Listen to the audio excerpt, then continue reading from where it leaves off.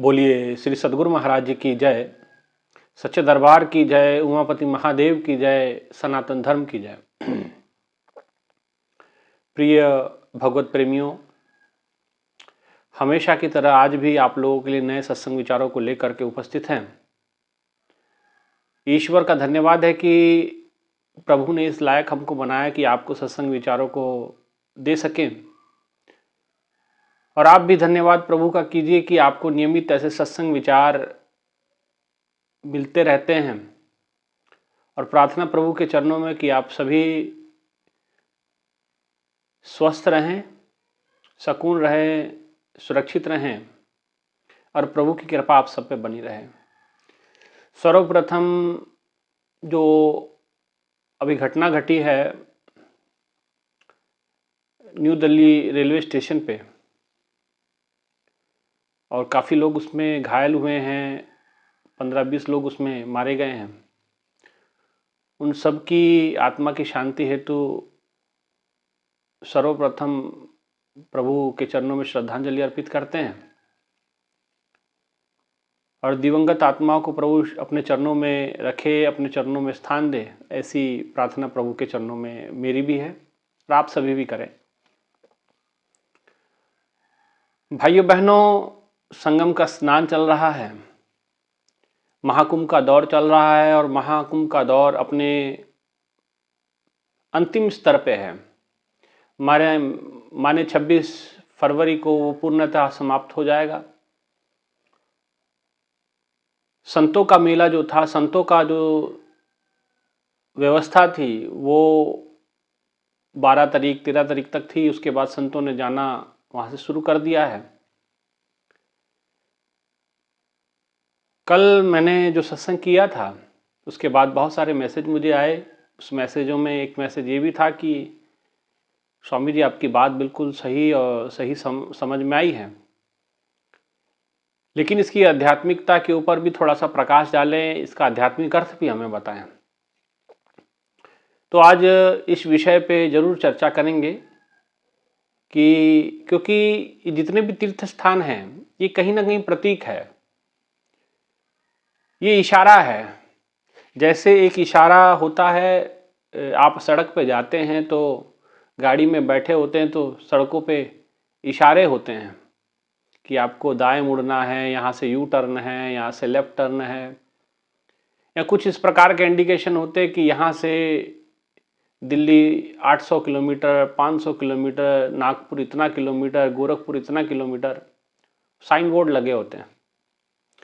ऐसे ही हमारे आध्यात्मिक पथ में ये तीर्थ स्थान एक माइलस्टोन है, ये एक प्रतीक है, लेकिन इसकी ठीक अभिव्यक्ति अंतर जगत में होती है, क्योंकि भगवान तो अंतःकरण में है। यूं तो परमात्मा सर्वव्यापक है, हरि व्यापक सर्वत्र समाना। परमात्मा सर्वव्यापक है और सबके अंदर समान रूप से समाया हुआ है, लेकिन सबके अंदर समान रूप से समाया होने के बाद भी उसकी प्राप्ति का जो तरीका है वो भीतरी है, आंतरिक है, और अंतर से उसको प्राप्त किया जाता है। जैसे माता, अब बाहर भी लोग प्राप्त करते हैं, ऐसा नहीं कि बाहर ईश्वर की प्राप्ति नहीं होती, लेकिन बाहर की प्राप्ति शाश्वत सदैव नहीं रह सकती। इसमें बहुत अच्छा उदाहरण राजा बलि का आता है। बलि जो है, भगवान नारायण को जो वामन रूप में आए हैं उसको उसी रूप में वो चाहता है और उसी रूप में वो प्रभु को अपने पास में रखता है। भगवान भाव के भूखे होते हैं और भाव में बंध जाते हैं और भक्तों के अधीन हो जाया करते हैं। और वामन भगवान भी बलि के अधीन हो गए, उनके प्रेम पास में बंध गए। और जब भी, क्योंकि पाताल लोक का राज मिला उसे, और पाताल लोक का राज के साथ साथ स्वयं भगवान भी उसको मिल गए,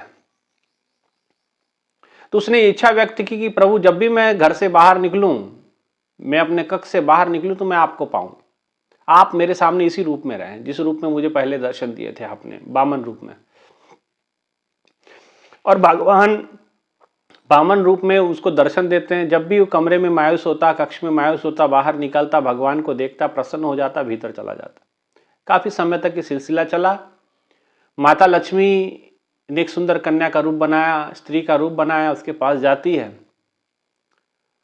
और उसने कहा कि मैं प्रभु, मैं आज इतना खुश हूं क्योंकि भगवान के दर्शन उसने प्राप्त किए, मन का रूपांतरण हुआ, परिवर्तन हुआ। उसे पता चला कि हर एक के अंदर उस परमात्मा का, आदि शक्ति का वास है, ईश्वर का वास है। जैसे हम अक्सरा कथावाचकों के मुख से सुनते हैं कि सिया रामो मैं सब जग जानी, सब के अंदर माता सीता प्रभु श्री राम को देखते हुए मैं आपको नमन करता हूं। तो आज ऐसे ही उस दिव्य स्त्री को देख करके बलि ने कहा कि मैं आपको प्रणाम करता हूं और आज मैं इतना प्रसन्न हूं प्रभु कृपा से, मैं आज आपको अपनी बहन बना लेता हूं। माता लक्ष्मी जो दिव्य कन्या के रूप में थी, उन्होंने कहा कि अच्छा बहन बना लो, कि क्या पता, कैसे, इसका सबूत क्या होगा, ये कैसे पता चलेगा। तो कहते हैं कि माता लक्ष्मी ने तुरंत अपने साड़ी का एक पल्लू फाड़ करके राजा बलि के कलाई पे बांधा और कहा कि, और उसी दिन से ये रक्षाबंधन का पर्व शुरू हो गया। तो जिस बात पे मैं फोकस करना चाहता हूं वो ये बात है कि अब उसमें कुछ मांगा, उन्होंने कहा कि मांगो जो मांग सकते हो। तो माता लक्ष्मी ने जो सुंदर दिव्य कन्या के रूप में उन्होंने कहा कि मुझे ये बटुक कुमार जो बामन रूप में भगवान आपके द्वार पे हैं, मुझे दे दो। राजा बलि गिड़गिड़ाया कि देखो ये मत मांगो, कुछ और भी मांग लो। माता ने कुछ और नहीं सुनी, उन्हें कहा यही चाहिए। खेल ऐसा था, भगवान बीच में आते हैं और कहते हैं कि नहीं, जो मांग रही है उसे देना पड़ेगा, लेकिन मैं तुम्हें एक ऐसी दृष्टि देता हूं, क्योंकि इस रूप में मैं सदैव आपके पास रह नहीं सकता, लेकिन एक रूप ऐसा भी मेरा है जो सदैव आपके हृदय में समाया रहेगा और आपको घर से बाहर निकलना नहीं पड़ेगा। आप बाहर आएंगे तब मेरा दर्शन करेंगे, लेकिन जो रूप का दर्शन मैं अभी आपको अंतःकरण में देने वाला हूं, जब तू आंखें बंद करोगे अंतःकरण में मुझे पाओगे। तो भगवान ने उनके सर पे हाथ रखा और ये कहा जाता है कि चतुष्पदी भागवत का ज्ञान वहां प्राप्त हुआ। 4 चीजों का वो अनुभूति, वो ब्रह्म ज्ञान की प्राप्ति राजा बलि को भगवान वामन के द्वारा वहां हुई। और जब उन्होंने आंखों के अंदर झांका तो पता चला कि ईश्वर तो बाहर नहीं, भीतर समाया है। भगवान ने कहा ये मेरा असली स्वरूप है, इसे तू अब निरंतर अंतर में देख सकता है।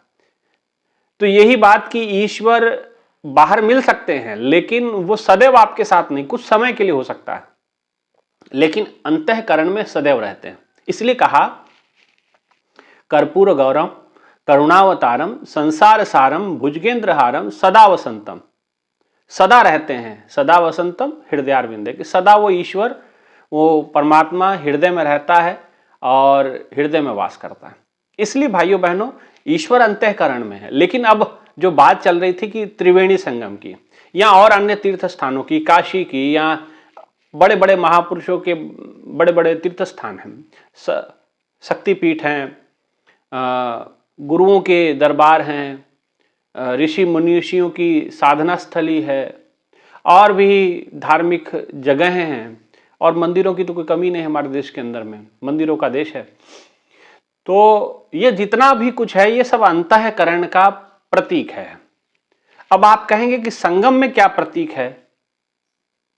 भाइयों बहनों, अंतःकरण का ही प्रतीक है संगम में। जैसे संगम की विशेषता क्या है? संगम की विशेषता है कि गंगा जमुना माता मिलती हैं आकर के। गंगा जो और जमुना ये प्रत्यक्ष मिलती हैं।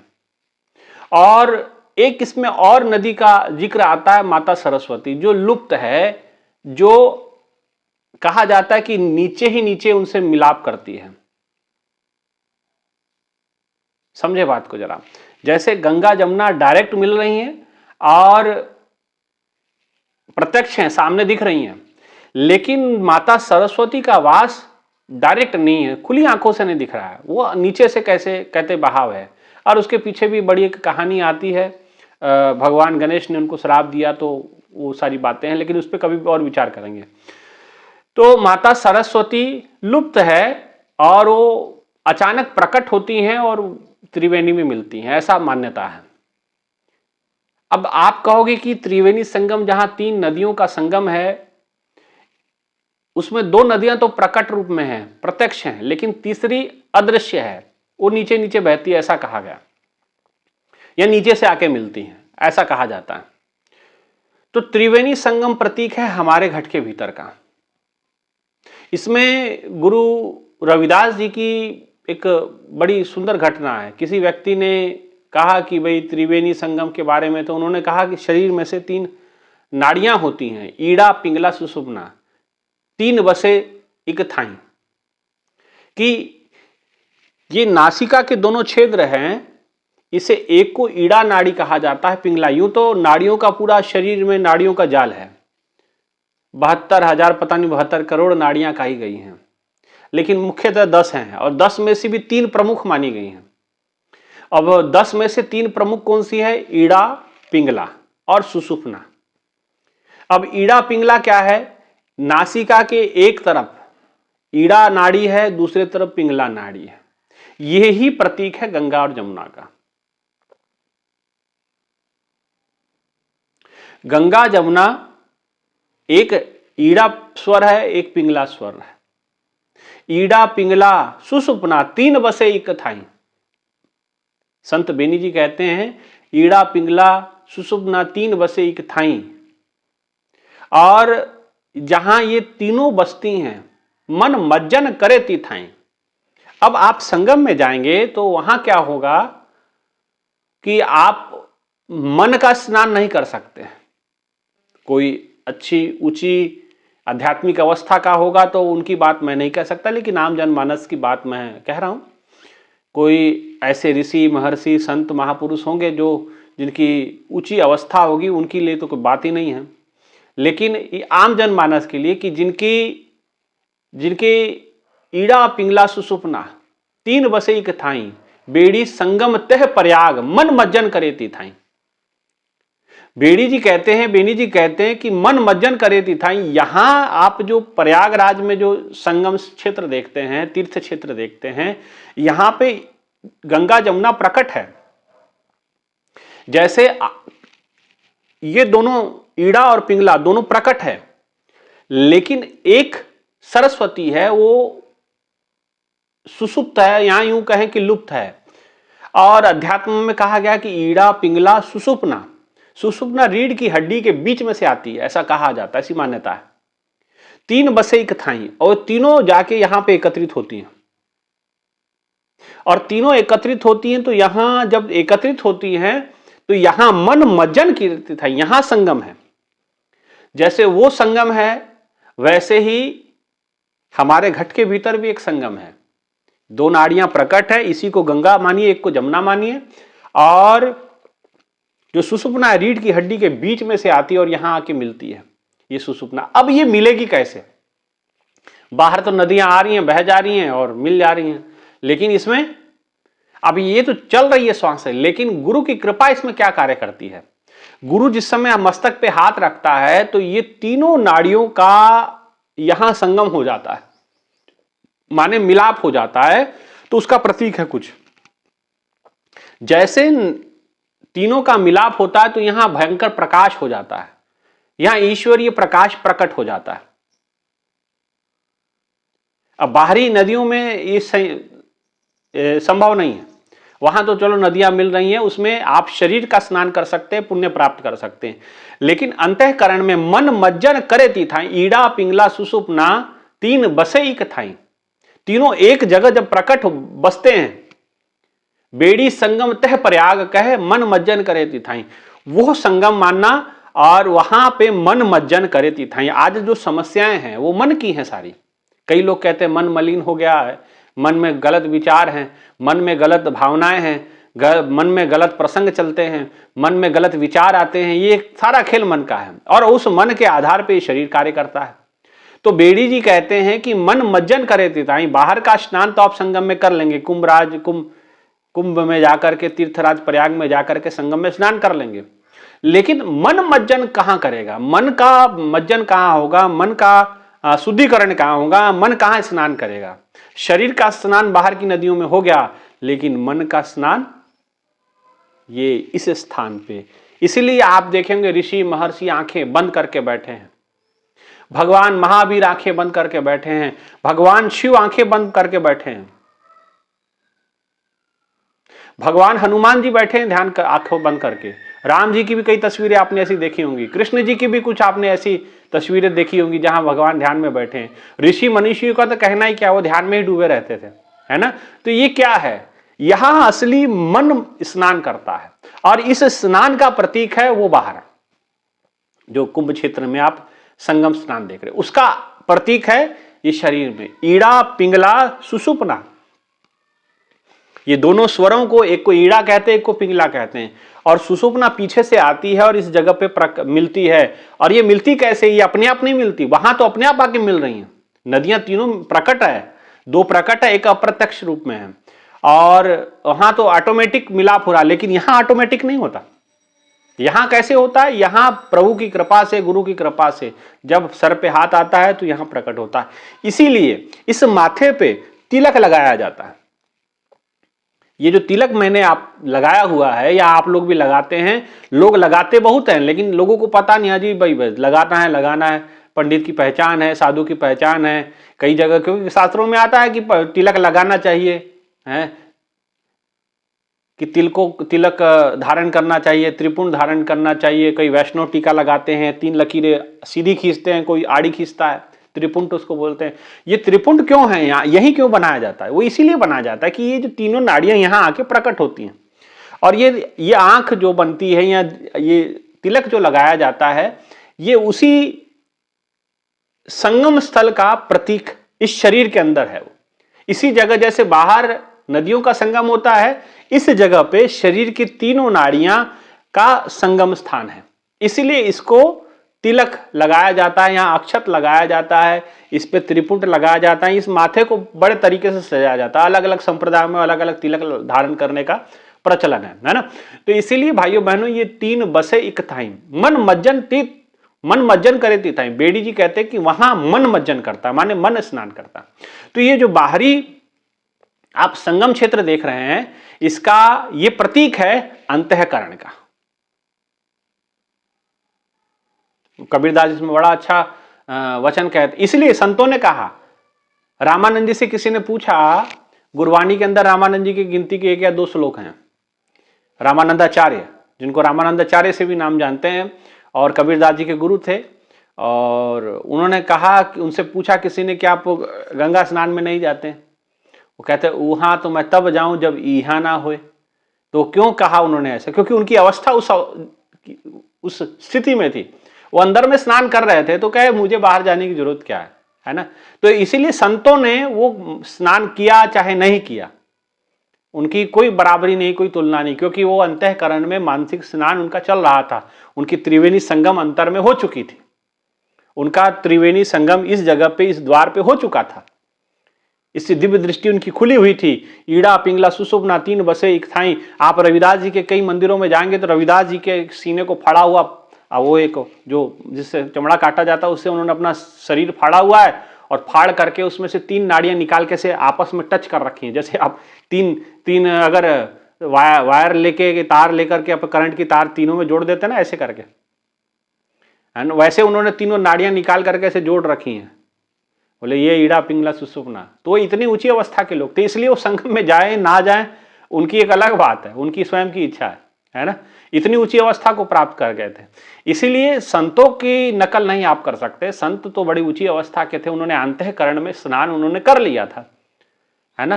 तो ये प्रतीक है अंतःकरण के संगम का। अब ये संगम होगा कैसे, ये सतगुरु की कृपा से होगा। जैसे पूर्ण ब्रह्मनिष्ठ महापुरुष जब मिलते हैं, माथे पे हाथ रख करके आपकी ये दिव्य दृष्टि खुलती है, और दिव्य दृष्टि का ये तीनों नाड़ियां मिलती हैं, तो क्या होता है, प्रकाश प्रकट होता है।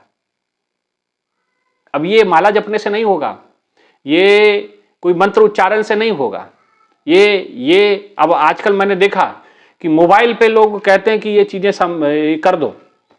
नहीं भाई, ये नहीं होगा, होगा पागल जरूर हो जाओगे, मूर्ख जरूर बन जाओगे, ऐसा नहीं होने वाला। कई लोग कहते हैं ध्यान लगाओ, मेडिटेशन करो, करते रहो, सारी जिंदगी करते रहना, हो जाएगा तो हमको आके बता देना, कभी होने वाला नहीं। और हो भी गया तो अस्थाई होगा, परमानेंट नहीं होगा, वो आपको लाभ नहीं, आपके साथ दिक्कतें होना शुरू हो जाएगी। इसलिए जब तक सर पे हाथ नहीं आएगा, शक्तिपात पूरी तरीके से नहीं होगा, तब तक ये संगम स्नान यहां पे होगा नहीं। बाहर के संगम में शरीर धुला और मन धुलेगा आपको इसी स्थान पे। इसलिए हर एक महापुरुष ऋषि मुनि ध्यान में ऐसे करके बैठा हुआ है ना, वो अंदर का स्नान निरंतर कर रहा है। तो ये जो संगम स्थान है, ये तीर्थ आज जो प्रयाग है, असल में उस ये प्रतीक है बाहर, और एज इट इज अंदर में भी ये प्रकट होता है ना। लेकिन ये गुरु कृपा से, इसलिए हमारे पुराणों में एक बात आती है, हमारे उपनिषदों में आता है, देहस्थ सर्व तीर्थानी। वो कहते देह में सारे तीर्थ हैं। देहस्थ सर्व देवन धाम, देह के अंदर सारे देवताओं के धाम हैं। देहस्थ सर्व विद्याष्टता, देह में सारी विद्याएं हैं, पर मिलेगी कैसे? गुरु कृपान लभ्यते, कि गुरु की कृपा से मिलती हैं। देह में सारे तीर्थ है, घट में गंगा, घट में जमुना, घट में है काशी, घट में है अविनाशी, तो मैं काहे को जाऊं काशी। ये आपने भजन सुना होगा, है कबीरदास जी का। मोको कहां ढूंढे रे बंदे, मैं तो तेरे पास में, ना मैं जप में, ना मैं तप में, ना काशी कैलाश में, खोजी हूं तुरंत मिल जाऊं पल भर की तलाश में। तो पल भर की तलाश में वो प्राप्त हो सकता है, लेकिन कब?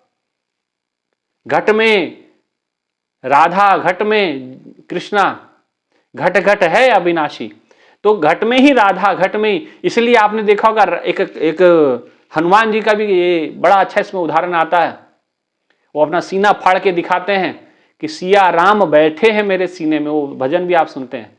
और एक घटना, ये प्रसंग भी आपने सुना होगा कि भगवान राम को, माता सीता को उन्होंने हृदय फाड़ करके दिखा दिया। ये क्या है? ये इशारा था, ईड़ा पिंगला। एक स्वर को राम कहते हैं, एक स्वर को सीता कहते हैं।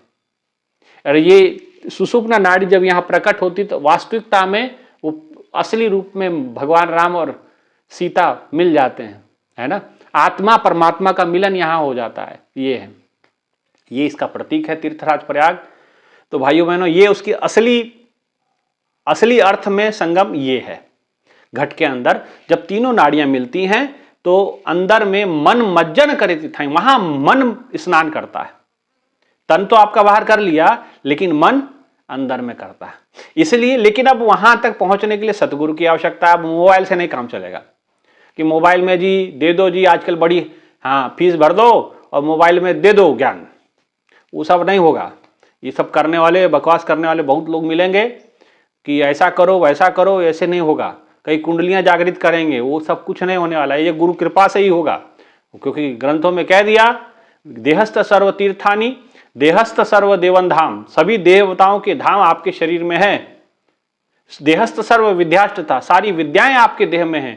गुरु कृपा न लभ्यते, गुरु की कृपा से मिलेगी, अन्यथा मिलने वाली नहीं। गुरु की कृपा बड़ी जरूरी है। और ऐसे पूर्ण सदगुरु चाहिए, पूर्ण महापुरुष चाहिए, जो आपकी दिव्य दृष्टि को ओपन करें, खोलें, और आए तीनों का संगम यहां करवा दें। इसीलिए यहां अक्षत लगाया जाता है। अक्षत समझते हैं? चावल का एक दाना होता है, चावल के दाने को अक्षत कहा जाता है। धान क्यों नहीं लगाते वहां पे? चावल क्यों लगाते हैं? चावल की विशेषता, चावल में उगने की क्षमता नहीं होती। धान लगाओगे, जमीन में डालोगे, उसमें से अंकुरण हो जाएगा, लेकिन चावल में उगने की क्षमता नहीं होती। क्यों नहीं होती? क्योंकि उसके ऊपर का कवर जो होता है ना, वो हटा दिया जाता है, अंकुरण क्षमता नहीं होती। इसी प्रकार वो लगाया कहां जाता है? यहां पे। इसका मतलब इसमें जो स्नान कर लेता है उसका पुनरूपी जननम पुनरूपी मरणम होता नहीं। जो ग्रंथों में कहा गया ना, पुनरूपी जननम पुनरूपी मरणम पुनरूपी जननी जठरेस, है ना, बार बार जन्मना, बार बार मरना, बार बार जठर की अग्नि में शयन करना, ये होगा नहीं। क्यों? क्योंकि सतगुरु के जन्मे कवन मिटाए, गुरुवाणी में आता है। सतगुरु ने जिसको जन्म दे दिया उसको कोई मिटा नहीं सकता। तो सतगुरु के द्वारा जन्म मतलब ये आपका शरीर के द्वारा जन्म होता है, माता पिता के द्वारा शरीर का जन्म हो गया, लेकिन आपकी आत्मा का, आपका त्रिवेणी संगम होता है गुरु कृपा से, गुरु के द्वारा। इसलिए कहा सतगुरु के जन्मे कौन मिटाए। जो सतगुरु जिसको जन्म दे देता है उसको कोई मिटा नहीं सकता, कोई हटा नहीं सकता, कोई उसको कर नहीं सकता, उसका पुनर्जन्म होने वाला नहीं। जैसे सतगुरु के जन्म में कौन मिटाए? जिसने सतगुरु ने जिसको जन्म दे दिया, माने जिसको अपनी शरण में ले लिया, जिसको उनकी दिव्य दृष्टि खोलकर आत्मा का साक्षात्कार करवा दिया, परमात्मा का साक्षात्कार करवा दिया। ऐसा शिष्य बार बार जन्म मरण दोहू में नाई, वो जन्म मरण में आएगा नहीं, वो गुरु की कृपा से वो परम धाम पहुंचेगा। इसलिए मैंने कल जो बात कही थी कि मोक्ष मूलम गुरु कृपा, गुरु की कृपा में मोक्ष के मूल में जाओगे तो गुरु कृपा प्राप्त पाओगे, है ना। इसलिए भाइयों बहनों, ये जो संगम है ये भीतर के संगम का प्रतीक है। कितने भी तीर्थ हैं, वाराणसी को भी इसी होगा, वह एक नाड़ी के इस नासिका के एक क्षेत्र को वर्ण कहते हैं, इसको असी कहते हैं, है वाराणसी दोनों को मिलके फिर जब तीसरी नाड़ी यहां आती है तो वाराणसी यहां प्रकट होते। लोग कहते हैं ना काशी में मरने से मुक्ति मिलेगी, तो जितने बड़े बड़े लोग हैं तो काशी में जाके मरे ना, क्यों नहीं मुक्ति मिलेगी। कबीरदास जी तो नहीं मरे वहां पे, वो मरते समय चले गए वहां मगहर बस्ती जिला में। लोगों ने कहा काशी में मरोगे तो मुक्ति मिलेगी, बोले हम बाहर जाके मर देखते हैं मुक्ति मिलते कि नहीं, क्योंकि हमारे गुरु मिले ब्रह्म ज्ञानी।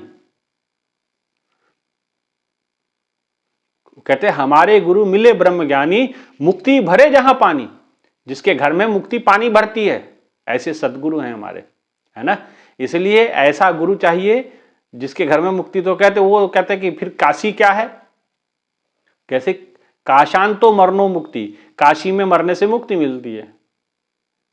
तो आपको लगता है जितने काशी में मर रहे हैं सब मुक्ति हो रहे हैं? नहीं भाइयों बहनों, मुक्ति इतनी आसान नहीं होती। कर्मों का पूरा लेखा जोखा होता है, पूरा हिसाब किताब होता है, उसके बाद ही मुक्ति होगी। एक कर्म भी शेष रहेगा तो आपको जन्म लेना पड़ेगा, है ना। इसी प्रकार से जैसे चावल में उगने की क्षमता नहीं होती, ये तभी हो पाएगा काशा जहां ब्रह्म तत्व प्रकाशा, सा अवस्था काशी। जहां ब्रह्म तत्व का प्रकाश चल रहा, उसमें प्राण त्यागने से मुक्ति मिलती थी, वो काशी है ना। तो इस स्थान को कहा गया, इसको ब्रह्मरंध्र भी कहते हैं, कई कई नाम से। ज्यादा कंफ्यूज मैं करना नहीं चाहता, बहुत अलग अलग डिफरेंट नाम है ग्रंथों के अंदर में। समझ ले कि ये कपाट का हिस्सा जहां माताएं बहनें तिलक बिंदी लगाती हैं, भाई लोग तिलक लगाते हैं, संत लोग त्रिपुंड लगाते हैं, कोई वैष्णव तिलक लगाता है, कोई किसी प्रकार का लगाता है। इस जगह पे सजाया जाता है इसको इसीलिए क्योंकि ये वो संगम क्षेत्र है। बाहरी संगम क्षेत्र वो तीर्थराज प्रयाग, इलाहाबाद पहले था, अब प्रयागराज हो गया। अब पुरातन नाम उसका प्रयागराज ही है, बाद में कुछ लोगों ने षड्यंत्रकारियों ने इलाहाबाद कर दिया, लेकिन अब वो वापस अपनी गरिमा को प्राप्त कर गया। तो वो प्रयागराज और ये आत्मा का प्रयागराज, वहां शरीर नहाएगा, यहां पे आत्मा स्नान करेगी। ये इसकी असली अध्यात्म अर्थ है। लेकिन ये स्नान तब हो पाएगा जब पूर्ण गुरु की शरण में जाओगे। नहीं उस ज्ञान को प्राप्त करना है तो अगर वाकई फिर आपको त्रिवेणी संगम अंतःकरण में करना है तो हमसे संपर्क करिए, आपको करवाया जाएगा। भीतर में परमात्मा का उस प्रकाश का, उस आध्यात्मिक तत्व का दर्शन करवा के आपका जीवन सार्थक सफल ताकि और कर। अब कई लोग कहते थे कि अगर ये कर लेंगे तो कहीं हम बाबा ही न बन जाए आपकी तरह। नहीं होगा, जिसका जो कर्म निर्धारित है वही होगा, है ना। ये कर्मों का खेल होता है।